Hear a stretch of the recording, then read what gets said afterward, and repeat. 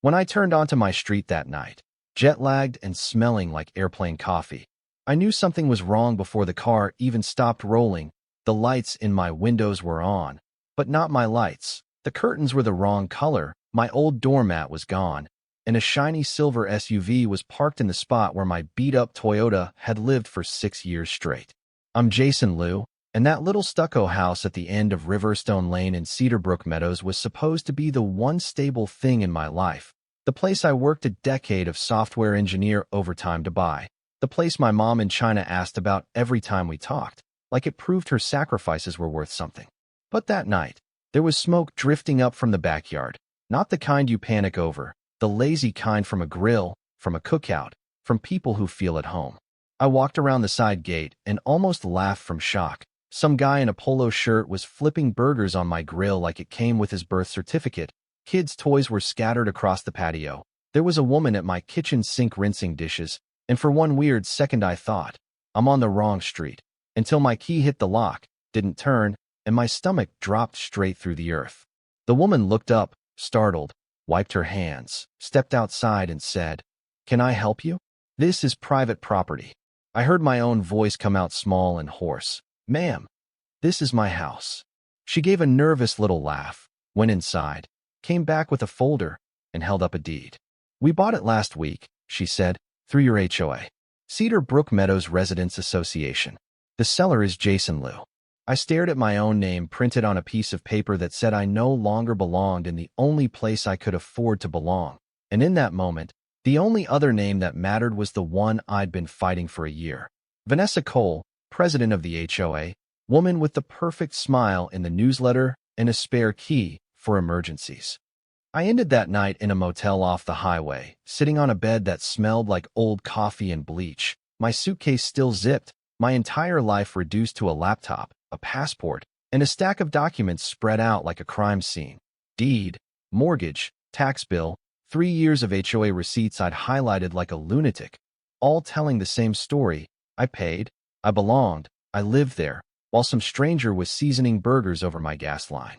Sleep didn't even try to show up, so my brain dragged me back to where this war had really started, not with forged signatures and fake sales, but with my lawn.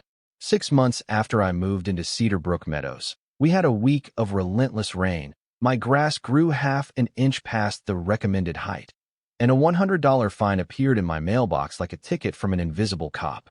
I measured the lawn with a tape measure, took photos with that day's newspaper in frame, attached them to an email, and politely asked for an explanation. The reply came from Vanessa Cole, brand new president of the HOA, the kind of woman who could weaponize pastel blazers and scented hand sanitizer. "All homes must meet community standards, Mr. Liu," she wrote. "Continued non-compliance will result in additional penalties." Community standards. That phrase became her favorite cudgel. Warm porch light. Not in alignment with neighborhood tone. Solar path lights. Visual clutter. My truck's bumper 2 inches over a chalk line on the curb. Sidewalk encroachment hazard. I'm a software engineer. I live in a world of logs and receipts, so I did what I know. I started a binder, tabs for fines, photos, emails, bank records. I went to every HOA meeting, asked for a budget, asked where our dues went, asked which clause gave her the right to invent a mailbox-style guide that didn't exist in the CC and RS. The board nodded when she talked like a choir. Most neighbors kept their heads down. But Mark Harris, my next-door neighbor, a quiet softball coach with permanent grass stains on his shoes, said, "You're not crazy, man." She towed a home health nurse for parking 2 feet over the line last month, made her apologize for disturbing aesthetics while she was helping an old guy breathe. 2 weeks before my trip to China to see my mom, her arthritis was bad. She kept saying she missed my face through a screen. I got a certified letter from the HOA, big official envelope, bold letters at the top, delinquent assessment, $1,500 due. I laughed out loud, not because it was funny, but because fear sometimes sounds like that.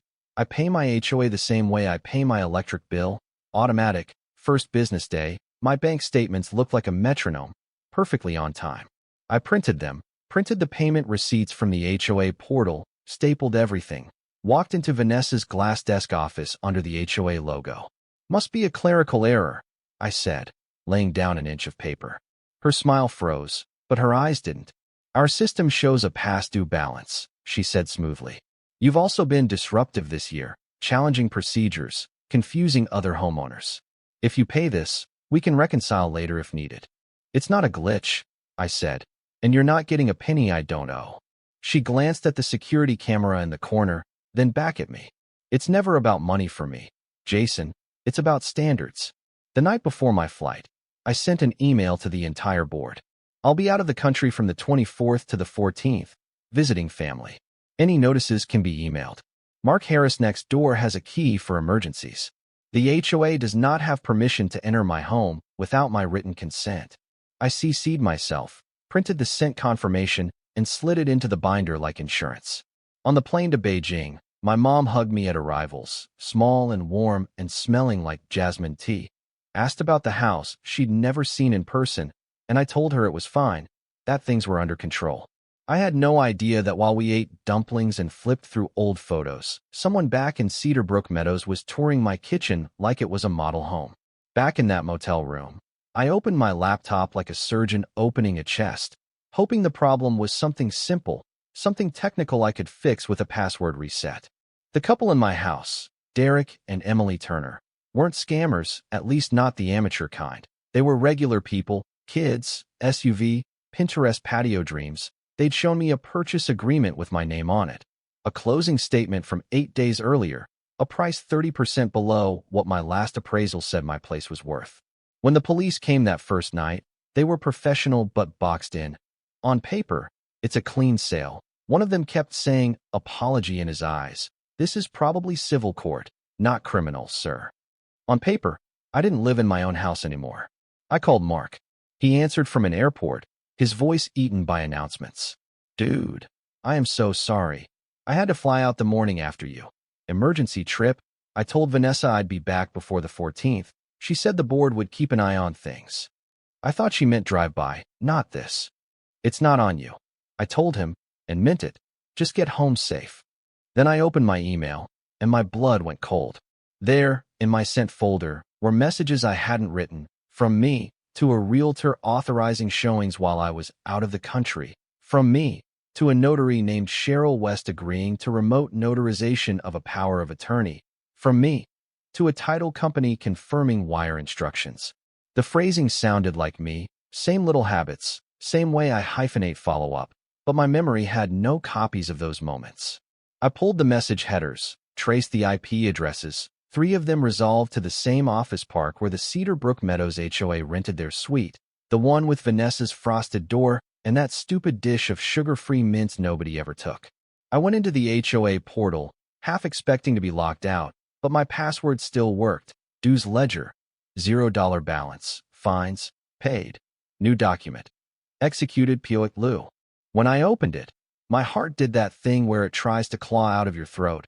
A polished PDF. A power of attorney granting Vanessa Cole the right to sell, transfer, encumber my property, my name spelled correctly, my driver's license number correct, and a signature that looked like mine if you squinted, except for one tiny thing. I always put a little hook at the bottom of the J in Jason. This one was too clean, like a font pretending to be handwriting. I printed everything, 2 copies, highlighted, numbered pages, wrote a list on the motel notepad. County recorder. Police report, supplement. Lawyer. Call mom. Only tell her enough.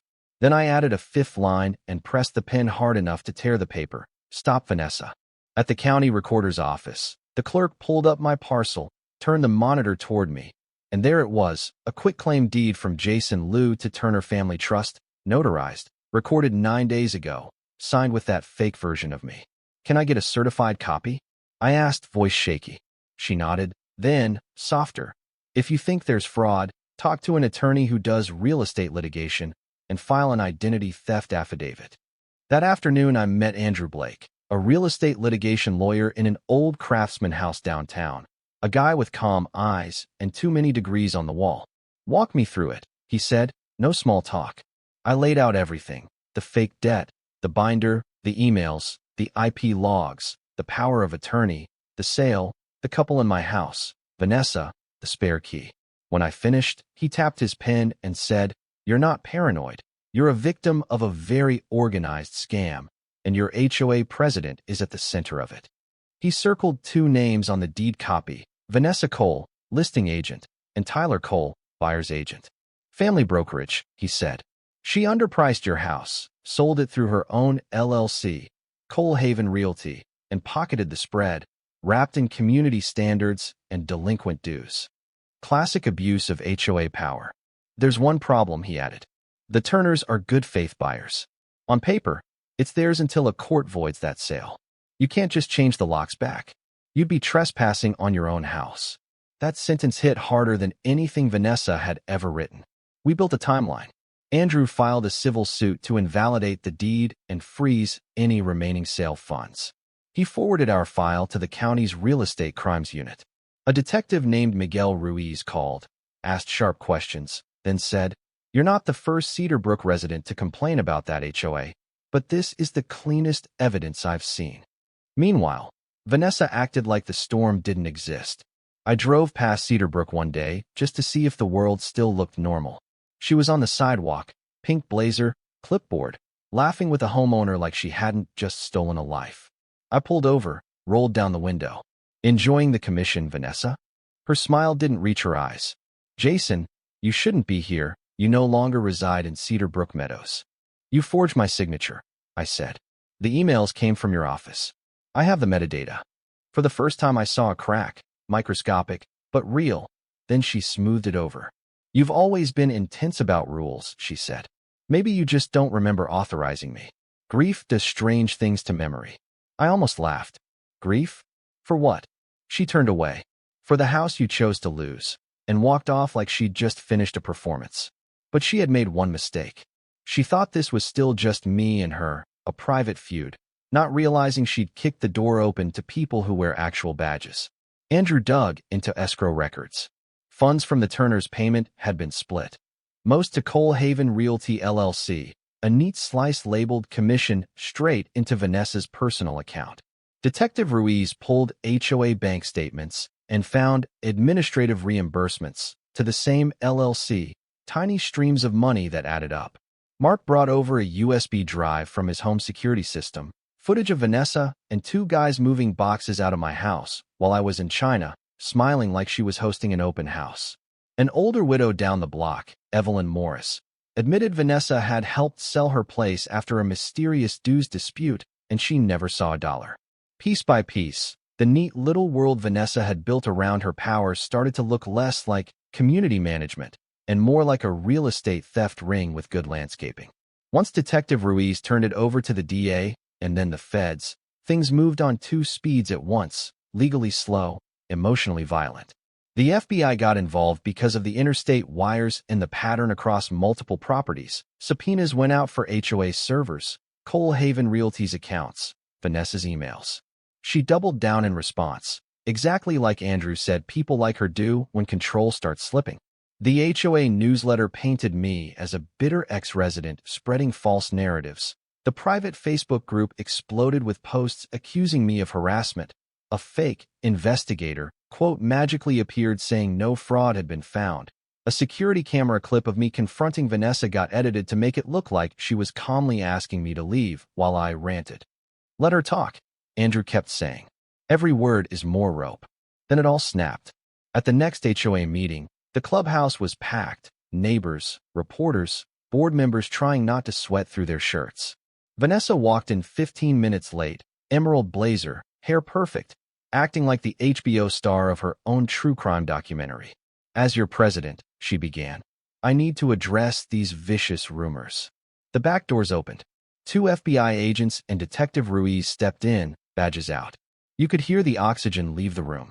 "Ms. Vanessa Cole," one agent said, "we have a warrant to seize all records and devices of the Cedar Brook Meadows Residents Association and Cole Haven Realty, and a warrant for your arrest on suspicion of real estate fraud, wire fraud, and forgery." For one flicker of a moment, she looked like what she really was, a person, not a role. Then the mask broke. "This is harassment," she shouted, voice cracking.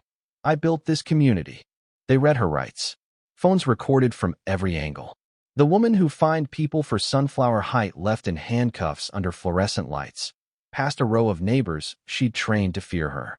It should have felt like victory, but all I felt was shaky, hollow, like the adrenaline had nowhere left to go. Months later, in court, the story was retold in a different language. Exhibits, counts, intent. But underneath it was the same simple thing. Someone saw other people's homes as pieces on her private chessboard. The jury heard from Evelyn, from other victims, from experts who pointed out the forged signatures and traced the wires, from Tyler Cole, her own nephew, who flipped and admitted she'd been doing versions of this for years, targeting the elderly, travelers, anyone she thought was too tired or too polite to fight back. I took the stand, hands sweating, and told them about the night I came home and my key didn't fit, about my mom hugging me at the airport, asking if my house was still okay, about sitting in a motel, trying not to panic while strangers used my grill. In the end, the verdict came back fast, guilty on a long list: fraud, forgery, conspiracy, embezzlement. The judge gave Vanessa Cole 15 years and ordered restitution to everyone she'd bled dry. She didn't look at me when they cuffed her, but as she passed, she said under her breath, just loud enough for me to hear, "Wait until they ask you to run this place." I thought it was just spite until a few months later when the entire HOA board resigned in disgrace and my neighbors showed up at my newly restored front door with a petition. "Jason, we need someone honest," Mark said, holding out a clipboard full of signatures. "We want you as the new HOA president." I laughed, the kind of laugh you make when life hands you a script twist you never ordered. "You want the guy who fought the HOA to be the HOA?" "Exactly," he said. So I took it, but on my terms. We tore out half the bylaws, killed the petty stuff, made every budget line public, live-streamed meetings from someone's phone, changed the motto from protecting community standards to protecting people who live here. For the first time since I'd moved in, Cedar Brook Meadows felt like a neighborhood, not a soft-spoken dictatorship with manicured shrubs. The grass in my yard grows a little wild now, my porch light is warm and out of aesthetic range, kids leave scooters on the sidewalk, nobody gets a letter for breathing wrong. My mom video calls from Shanghai, and when she asks, "House okay?" I can finally say, "Yeah, Mom, it's home." Because here's the thing I learned the hard way, and maybe it's the only reason I'm telling you all this on camera instead of just trying to forget.